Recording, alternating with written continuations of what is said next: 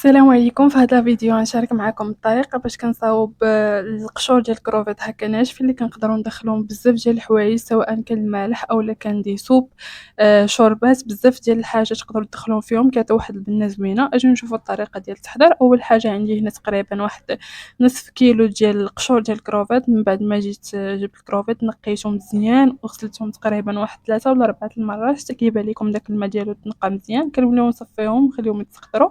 كنجيب واحد اللاطه ديال الفران كنديروا فيها داك الكروفيت كنسرحوه، وفي هاد الوقيته كنكونوا حاطين الفران يعني كيسخن على واحد النار اللي تكون مهيله كيف الشمعه، باش هكا نكونوا غير كنحمروهم ماشي كنطيبوهم. صافي كنوليو ندخلوهم للفران تقريبا واحد 15 دقيقه 20 دقيقه حتى كيبان لينا تقرمشوا، يعني ولينا كنشدوه كيتفرتت. صافي هنا في الطحانه ديال العطريه غنوليو ناخذوا هكا القشور هادو وكنديرهم تقريبا، يعني راه هانتوما تشوفوا في الطحين ديالو كيفاش كيدير في البلاصه كيرجع غبره.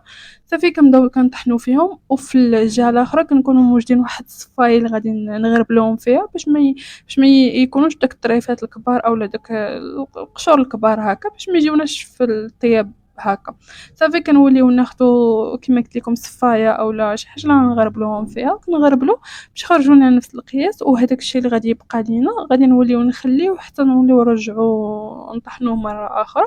كنبقاو غاديين على هاد الحاله هادي حتى كنكونوا كملنا الكميه كامله اللي عندنا. بالنسبه للكميه تقريبا كتخرج لكم واحد الكميه كبيره، راه غتخدموا به بزاف ديال الحوايج. انا كنديرهم في العماره، سواء ديال البسيطلاج، كنديرهم في الشوربات، كنديروهم في اي حاجه فيها بغيتو تدخلوا فيها البنه ديال الحوت راه كديروهم فيها. بالنسبه لطريقه الاحتفاظ به كنديرو في شي قريعه تكون كتسد مزيان وكنحطوه في بلاكار مع العطريه اولا هذا، ما كنديروه لا في الثلاجه لا حتى شي حاجه.